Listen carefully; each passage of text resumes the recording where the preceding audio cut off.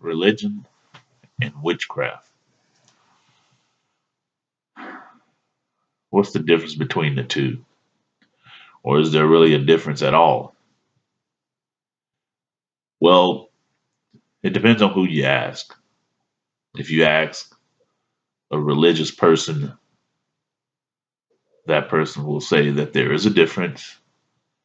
Or if you ask somebody that practices witchcraft, some might say there's a difference, but others may not say there's a difference. I know Christians are quick to condemn witchcraft, and they really shouldn't. Uh, and when I say that, don't get me wrong, this isn't to show some kind of support for another person's religious practices or that kind of thing. The reason why they shouldn't condemn witches is because their Messiah told them, don't judge. But that's another story in and of itself. Uh, Oftentimes, witches will say something to the effect of that religious people are hypocrites because of their religious practices. For instance, like I've heard people, Wiccans, say that Christians, they will pretend they will eat bread or crackers and pretend it's flesh. And that's something that's akin to cannibalism. And then they'll drink wine or grape juice or some kind of juice, typically grape juice, and pretend it's blood. And then the whole thing about the blood washing away the sins, uh, they tend to relate that to witchcraft like practices.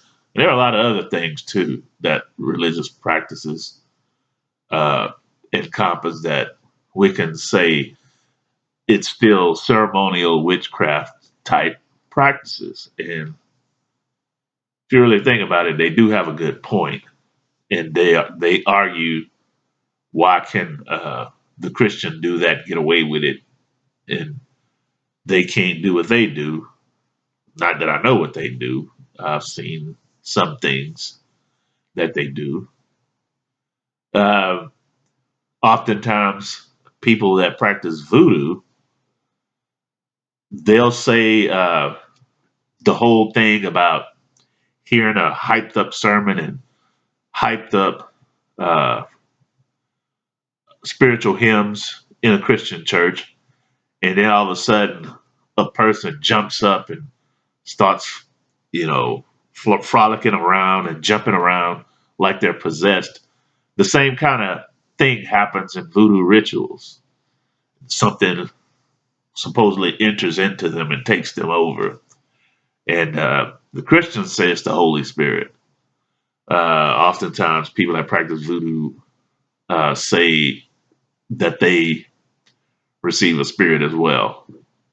And so there's a lot of things practice wise, ceremonial wise, that's similar.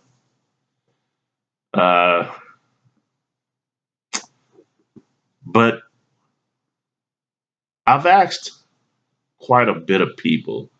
You know, I like to talk to people and I like to ask them what's the difference and see what they say. And oftentimes, well, I say oftentimes, but I've never really gotten a definitive answer from either a Christian or somebody that practices witchcraft or voodoo. I only talked to a few people that actually practice voodoo, and the only reason why I got uh, to talk to those people is because they were raised in that culture, and they they just happen to work with me. Not now, at former places of employment. I worked with a couple of people from Haiti and some people from Africa. And magic was their culture. So it wasn't that I actually sought those people out to talk to them. I just happened to, uh, I guess, I don't know if you want to call it serendipity, but I just happened to have conversations and certain topics came up like religion, and that's how I found out. Likewise, with Wiccans. But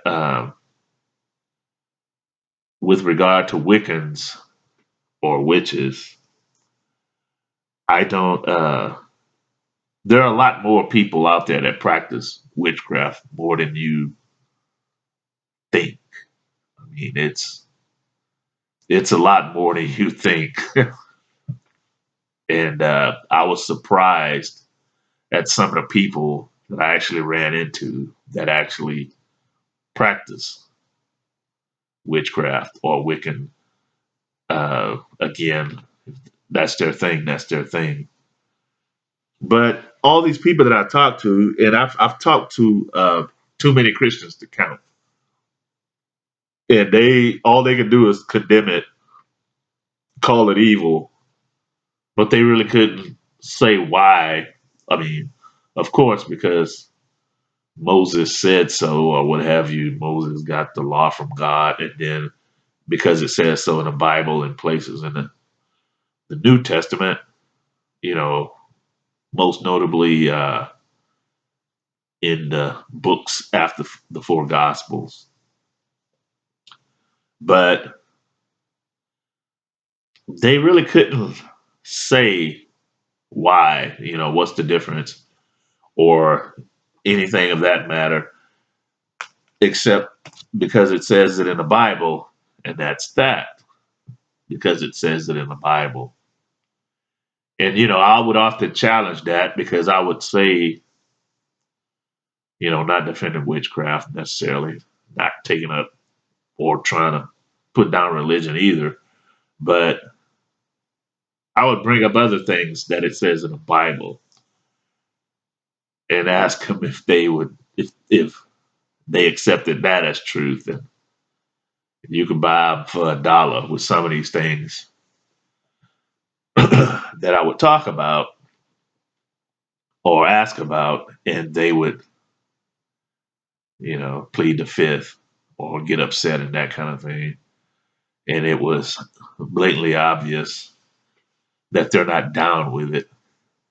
Certain things they'll accept, other things they won't. They just don't say that they won't, which kind of makes them not all the way there yet as a Christian, if that's your chosen religion. But all in all, the reason why there's religion, from what I could tell, and even witchcraft, all in all, it's all about soul restoration, trying to restore your soul. And it's just the methodology of trying to restore your soul. Basically, everybody's lost, whether you're a religious person or whether you're a Wiccan. Um, I like the Bible, not for the sake of organized religion. I like the Bible for the sake of it containing the truth that it contains and the let's just say, in my personal viewpoint, I think it's also like an alchemy type book, that shows you exactly what you need to do to recover your soul. And a lot of the soul recovery messages get missed because a lot of the soul recovery messages are in the form of the stories in the Bible and the exploits of the biblical characters.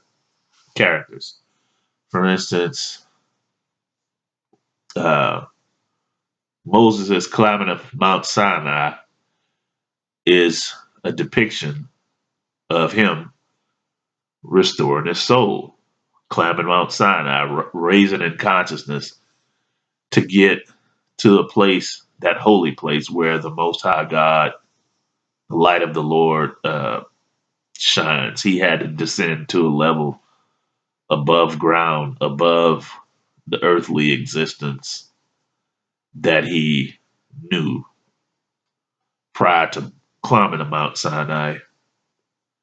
But it's all about soul restoration. And the reason why we need to restore our soul is because people are born with no spiritual blueprint.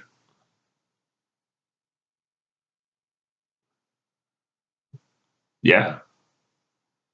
I mean, think about it. When a baby is born, they have no blueprint uh, impregnated in their mind to where, like you see other creatures of nature, once they're born, they immediately know what to do, how to fend for themselves, and that kind of thing. People don't.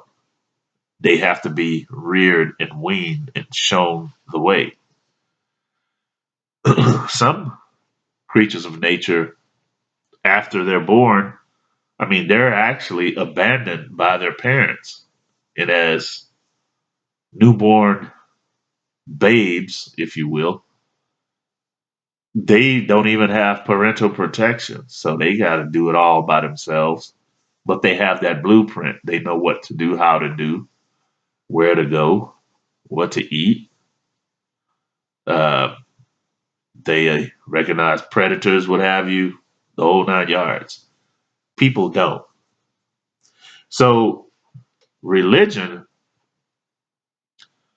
whoever created it, there's a lot of speculation of who created it.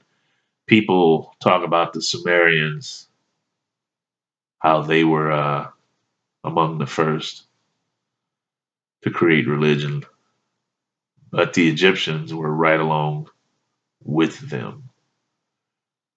But in the research that I did, I mean, it's kind of hard to tell who's older or who came up with religion first. Uh, I mean, I know there's a lot of people that believe the ancient Sumerians were first, but I don't really think so. One thing for sure is that the ancient Egyptians did come up with the theory of an afterlife. They were the first. So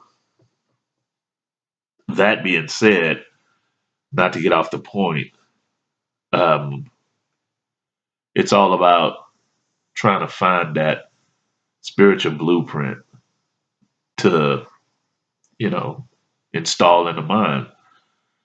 That way we won't be so miserable. That's so you know nervous and scared all the time. So paranoid about what's around the next corner or what tomorrow will bring. Because part of the uh, part of the instructions of the spiritual blueprint, according to the Messiah, is take no thought for tomorrow. And humans definitely take thought for tomorrow. I mean, humans take thought for way beyond tomorrow. I mean, why do you think they're always talking about when I get to heaven or that kind of thing? Religious folk. But yeah, it's all about trying to restore the spiritual blueprint, the mental blueprint. Uh, what's interesting about that is that when you think about the mental blueprint, that's where the whole power of choice comes in. We technically have or had the power of choice to create our own mental blueprints. And we do. But we do it in a form of religion and it ain't working out so well. And even witchcraft for the Wiccans, from what I can see, that's not working out so well either. This world is still crazy and miserable. But to me, early on in the Garden of Eden, when God told Adam, you can eat from any tree of the garden, that was the whole thing about, okay, you get to define yourself, you get to create your own mental blueprint. The sky's the limit. You had all these trees. One can only imagine what those trees were. And those trees represented all kind of concepts, including the tree of life, which represents eternal life, immortality. But God told them, you know, you can eat from any tree except one tree because that's the wrong blueprint. And if you eat for that one, you're going to be struggling. You're going to be struggling. Not only that, those struggles will pave the way to suffering and sorrow and ultimately death. So that's the blueprint that people have right now: suffering, struggling, and sorrow until ultimately, you know, taking that last ride. I mean, everybody, whether you're religious or not, whether you call yourself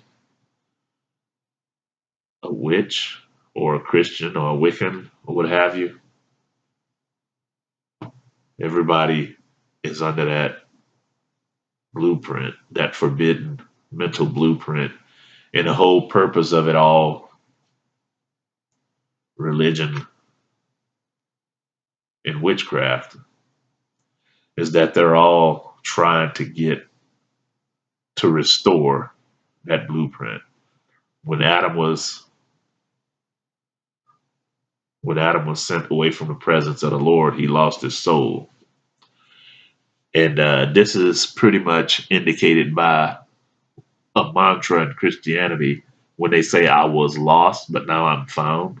What that means is that they had lost their soul, but now they got their soul back. But they really haven't because they're waiting on Jesus.